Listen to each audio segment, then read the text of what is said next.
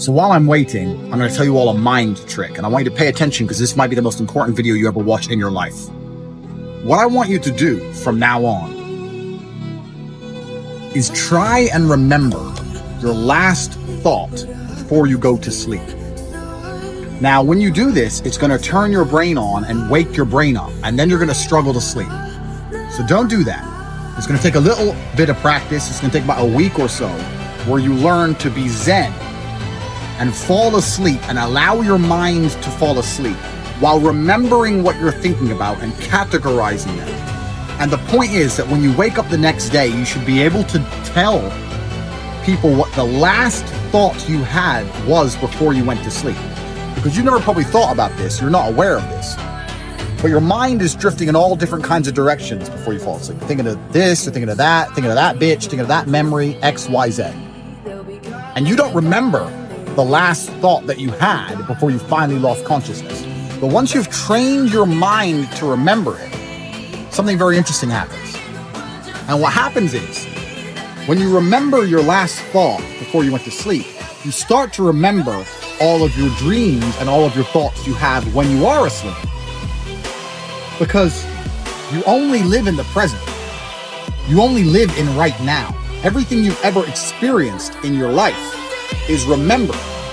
And you remember all of your experiences from reality the same way you remember your dreams from your unconscious. You remember them the same. It's the same imagination.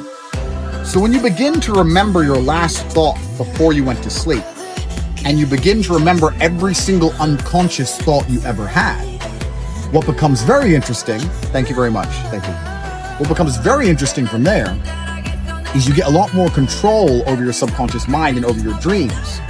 You get the ability to affect your dreams with your mind. You become a lucid dreamer like I am. I can't have a nightmare because if I start to dream of something which is less than perfect, in my dream, I just click my fingers or do some Aikido and change it. If my plane starts to crash, in my dream, I click my fingers and I have a parachute. I control my dreams. I control my mind absolutely. Now, what's really interesting is this. If you remember your entire life, your awake, your conscious experiences, the life you've lived that you remember, is all inside of your mind as memories. But if you start to remember all of your dreams without fail, and these are dreams that you can affect in real time, you now get to remember and have a catalog in your mind of an entire life as a superhero.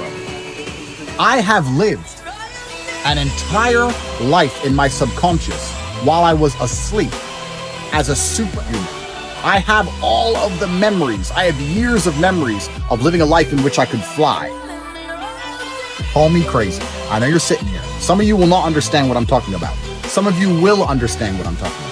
But the point is that my mind has two lives in it. I have my conscious life and my unconscious life. I've lived both. I remember them the same. I have trained my mind to do this. So in my living years, in my human experience, I've lived twice as long as you have. This is why I know twice as much as you know. I've lived more life. And I've lived more life inside of my mind because my mind has been trained.